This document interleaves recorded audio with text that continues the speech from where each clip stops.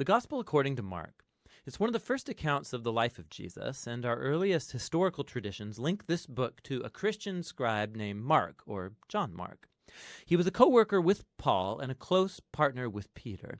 And in fact, an ancient church historian named Papias, he recalls that Mark had collected all of the eyewitness accounts and memories of Peter and then shaped them into this account.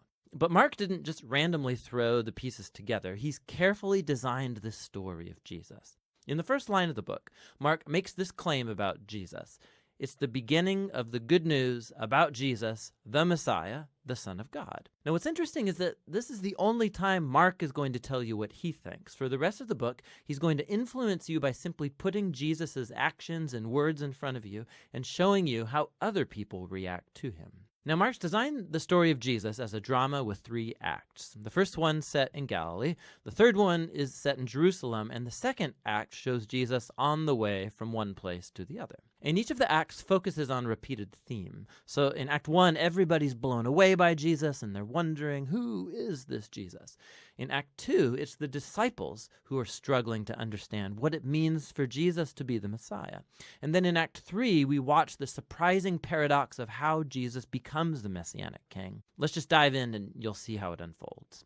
After the opening line, Mark begins with a quotation from the ancient prophets Isaiah and Malachi, who said that God would send a messenger to Israel to prepare them for when God would show up himself to rescue his people and become their king. And Mark introduces John the Baptist as that messenger, and then right when you expect God to show up personally, Mark introduces Jesus. And as he comes onto the scene, the heavens open, God's Spirit descends on Jesus, and God says, "You are my beloved Son." After this, Mark places in front of us a summary of Jesus' core message. He went about Galilee announcing the good news that God's kingdom has come near. Jesus is carrying forward the story from the Old Testament scriptures about God's rescue operation for his world. Through Jesus, God is restoring his reign over the world by confronting and defeating evil and its hold on people's lives, and then by inviting them to live under his reign by following Jesus. From here, Mark's given us a big block of stories showing us Jesus' power as he brings God's kingdom.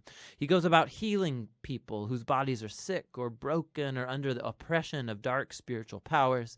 And Jesus even does something that for Jewish people only God has the right to do. He forgives people's sins. And Jesus' actions here produce lots of different responses. So some people follow him and become his disciples. Other people don't know what to think, and still others reject him completely, especially Israel's leaders who accuse him of blaspheming God and being empowered by evil. But Jesus isn't surprised by these responses. In fact, he draws attention to it. In chapter 4, Mark has collected many of Jesus' parables about the hidden, mysterious nature of God's kingdom. And Jesus says that his message is like seed falling on different types of soil. Some are receptive, some are not. Or it's like a mustard seed that's very tiny. It seems insignificant, but then it grows huge and surprises everyone. Jesus' point is that he really is the Messiah, bringing God's kingdom, but it doesn't look like what anybody expected. And this growing confusion about Jesus among the crowds is connected to a key idea Mark emphasizes at the end of Act 1, that even among Jesus' disciples there's confusion. Even they are struggling to grasp who Jesus really is, and that brings us to Act 2. It begins with a crucial conversation. Jesus takes the disciples aside and he asks, "Who do you all say that I am?" And Peter speaks up saying, "You're the Messiah."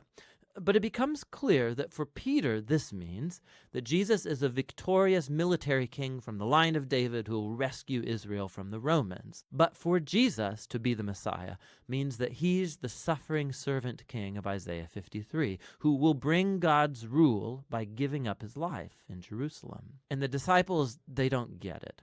They think following King Jesus is going to mean fame and status and importance, and Jesus makes it clear that following him is actually like dying, like carrying your own cross. It means rejecting violence and pride and selfishness and giving one's life out for others in acts of service and love. He has the same conversation with them 2 more times, and it all culminates in Jesus' important statement that the Son of Man did not come to be served, but to become a servant and give his life as a ransom for many.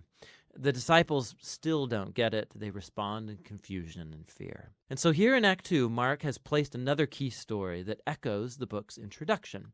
Jesus takes 3 of his disciples up to a mountain, and he's suddenly transformed. He's radiating with light and glory, and a cloud envelops them. Now, this is just like the glory of the God of Israel that showed up long ago on Mount Sinai. And then the 2 prophets who stood in God's presence on Mount Sinai, Moses and Elijah, they appear next to Jesus as God announces again, "This is my beloved Son." Now, by placing this story in the middle of all these conversations in Act 2, Mark is making an astounding claim that Jesus, God's Son, is the physical embodiment of God's own glory.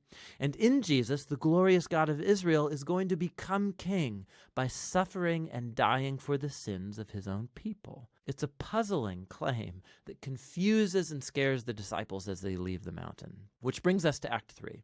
Jesus makes a very public royal entry into Jerusalem for Passover. People are hailing him as the Messiah. Then he enters into the temple courtyard and he asserts his royal authority by running out the thieves and crooks and stopping the sacrificial system.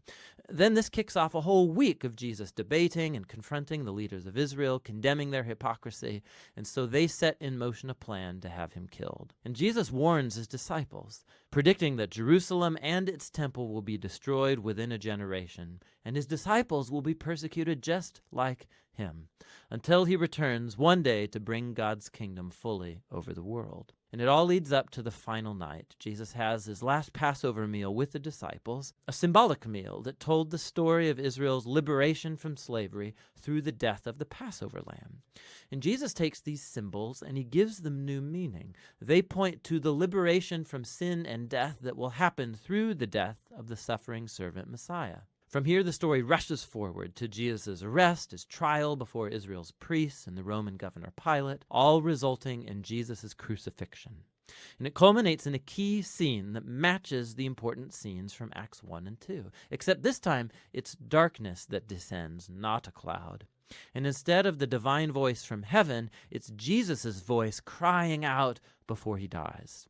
And then most surprising is that it's a Roman soldier who sees Jesus die, who grasps and then announces who Jesus is. This man was the Son of God.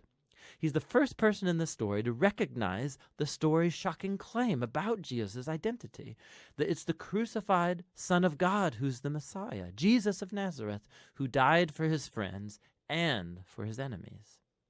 After this, Jesus' body is placed in a tomb, and on the first day of the new week, 2 women from his disciples come to the tomb, and they discover that the tomb is empty, the stone's rolled away, and an angelic man informs them that Jesus isn't here, that he's risen from the dead. And so he orders them to go and tell this good news to the other disciples, that Jesus is alive, that he'll meet them back up in Galilee. And the women, they're freaked out. Mark says that they fled from the tomb in terror, telling no one, for they were afraid.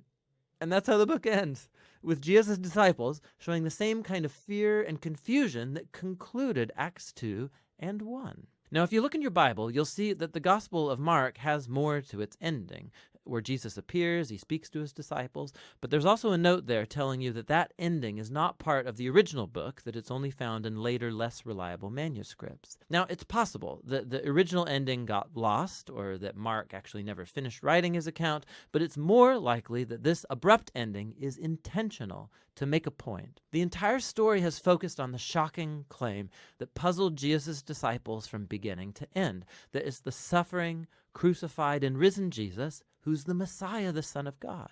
That God's love and upside-down kingdom were revealed as Jesus died for the sins of the world. And so this story ends without closure, and it forces you, the reader, to grapple with this very strange and scandalous claim about Jesus. And are you going to run away like the women?